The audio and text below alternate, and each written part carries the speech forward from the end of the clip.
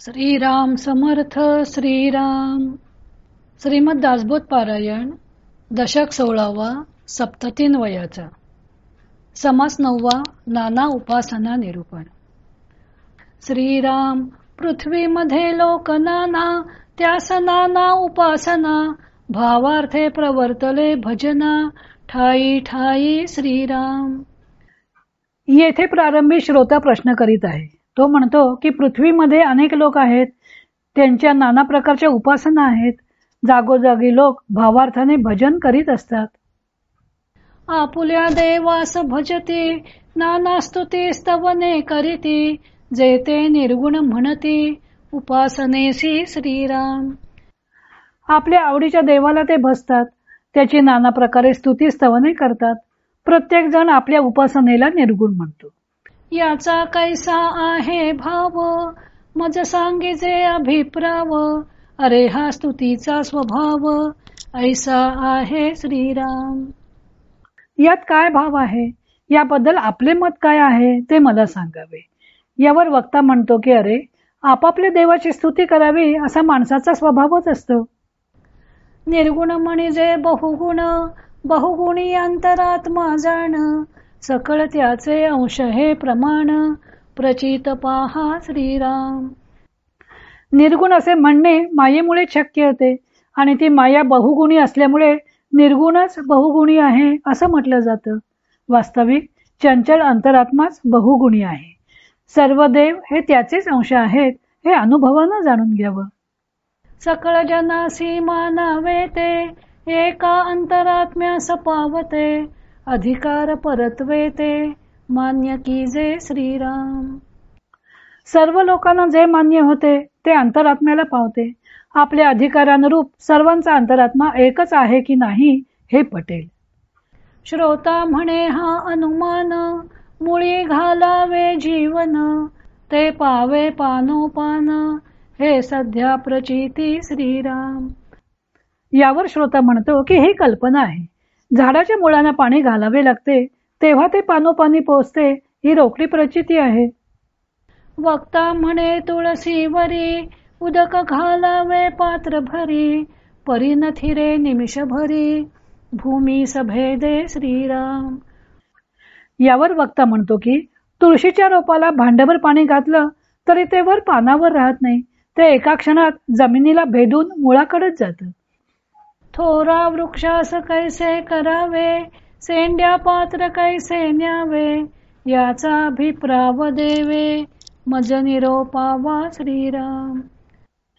तेव्हा श्रोता म्हणाला की तुळशीचं ठीक आहे, पण मोठ्या वृक्षांच्या बाबतीत काय करावं, त्यांच्या शेंड्यापर्यंत पात्र कसं न्यावं याचा अभिप्राय स्वामींनी मला स्पष्ट करून सांगावा.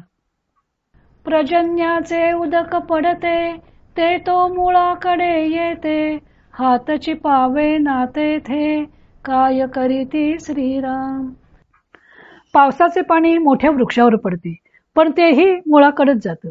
पात्राने पाणी घालायला हात पुरत नसेल तर काय करावं. सकळास मूळ सापडे ऐसे पुण्य कैचे घडे साधुजनाचे पवाडे विवेकी मन श्रीराम. सगळ्यांनाच मूळ सापडेल इतके त्यांचं पुण्य कोठं असते. साधू संतांचे विवेकी मन मात्र मुळापर्यंत म्हणजे अंतरात्म्यापर्यंत जाऊन पोहोचते. तथापि वृक्षांचे निपडी पाडे जीवन घालिता कोठे पडे ये गोष्टीचे साकडे काहीच नाही श्रीराम.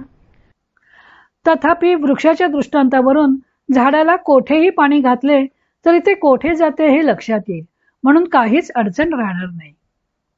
मागील आशंकेचे निरशन होता झाले समाधान आता गुणास निर्गुण कैसे म्हणती श्रीराम.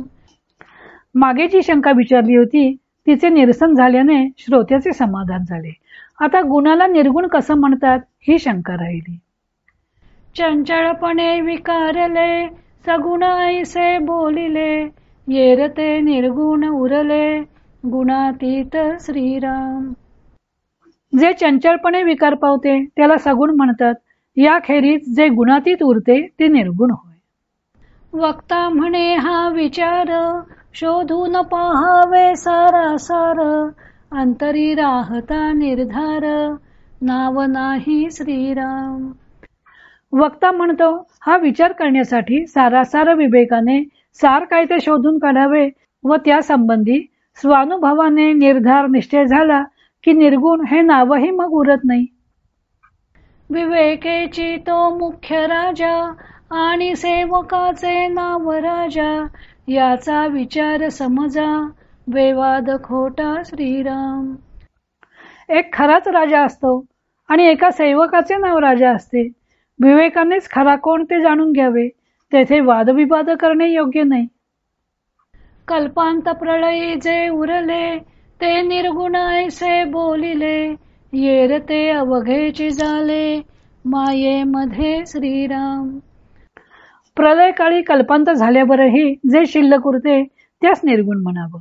या खेरीत जे जे काही सर्व उत्पन्न होते ते मायेमध्येच येते.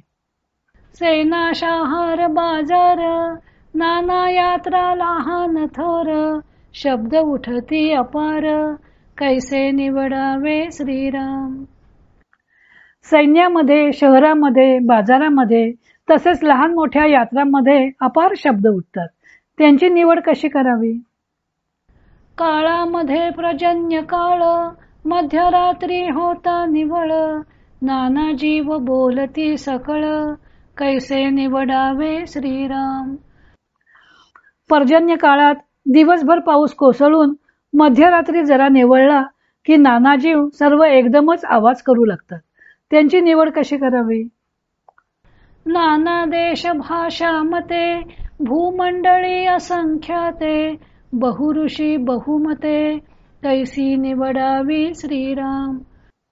पृथ्वी तलावर नाना देश आहेत, त्यात अनेक प्रकारच्या भाषा आहेत, त्यात असंख्य मते आहेत, शिवाय अनेक ऋषी असून त्यांचीही वेगवेगळी मते आहेत. त्यात निवड कशी करावी?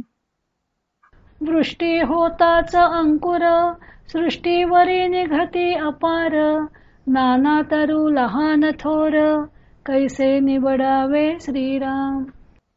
पाऊस पडला की पृथ्वीवर नाना बीजे अंकुरतात. या सृष्टीमध्ये नाना प्रकारचे अपार तरु, लहान थोर वृक्ष निर्माण होतात. त्यातून निवड कशी करावी? खेचरे भूचरे जळचरे, नाना प्रकारीची शरीरे, नाना रंग चित्र विचित्रे, कैसी निवडावी श्रीराम. आकाशात संचार करणारे, पृथ्वीवर विचरण करणारे आणि जलात विहार करणारे प्राणी, पक्षी अशी नाना प्रकारची शरीरे आहेत. ती चित्र विचित्र नाना रंगांचीही असतात. त्यातून निवड कशी करावी? कैसे दृश्य आकारले, नाना परी विकारले, उदंडची पैसावले, कैसे निवडावे श्रीराम. हे दृश्य विश्व या प्रकारे आकारास येऊन नाना प्रकारचे विकार उत्पन्न होऊन त्याचा अफाट विस्तार झाला आहे. यात निवड कशी करावी?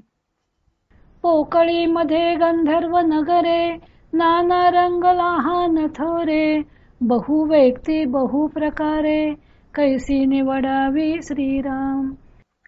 आकाशाच्या पोकळीत नाना गंधर्व नगरे दिसतात. ती लहान थोर नाना रंगांची असतात. त्यामध्ये नाना प्रकारच्या आकृती दिसतात. यामध्ये निवड करणे अशक्यच असते. दिवस रजनीचे प्रकार, चांदिणे आणि अंधकार, विचार आणि अविचार, कैसा निवडावा श्रीराम. दिवस आणि रात्र, चांदणे आणि अंधकार, विचार आणि अविचार, यात निवड कशी करावी? विसर आणि आठवण, नेमस्त आणि बाष्कळपण, प्रचित आणि अनुमान, येणे रीती श्रीराम. विस्मरण आणि स्मरण, शिस्त आणि गैरशिस्त, प्रचिती आणि अनुमान, यातही निवड करणे याप्रमाणेच कठीण आहे. न्याय आणि अन्याय, होय आणि न होय, विवेके विण काय, उमजो जाणे श्रीराम. न्याय आणि अन्याय, होय अथवा नाही, याचा निवडा विवेकाशिवाय होऊच शकत नाही. कार्यकर्ता आणि निकामी, शूर आणि कुकर्मी, धर्मी आणि अधर्मी, कळला पाहिजे श्रीराम. कोण कार्यकर्ता आहे आणि कोण निकामी आहे, कोण शूर आहे आणि कोण वाईट कर्मे करणारा आहे, कोण धार्मिक आहे आणि कोण अधर्मी आहे हे कळलेच पाहिजे. धनाढ्य आणि दिवाळखोर, चाव आणि तस्कर, खरे खोटे हा विचार, कळला पाहिजे श्रीराम. धनाढ्य कोण आहे आणि दिवाळखोर कोण आहे, सज्जन कोण आहे आणि चोर कोण आहे, काय खरे आणि काय खोटे आहे हा विचार कळलाच पाहिजे. वरिष्ठ आणि कनिष्ठ, भ्रष्ट आणि अंतरनिष्ठ, सारासार विचार स्पष्ट, कळला पाहिजे श्रीराम. वरिष्ठ कोण आहे आणि कनिष्ठ कोण आहे, भ्रष्ट कोण आहे आणि अंतर्निष्ठ कोण आहे हे सारासार विवेकाने स्पष्टपणे जाणून घेतले पाहिजे. जय जय रघुवीर समर्थ. श्रीराम जय राम जय जय राम. इति श्री दासबोधे गुरुशिष्य संवादे नाना उपासना निरूपण नाम समास 9वा समाप्त.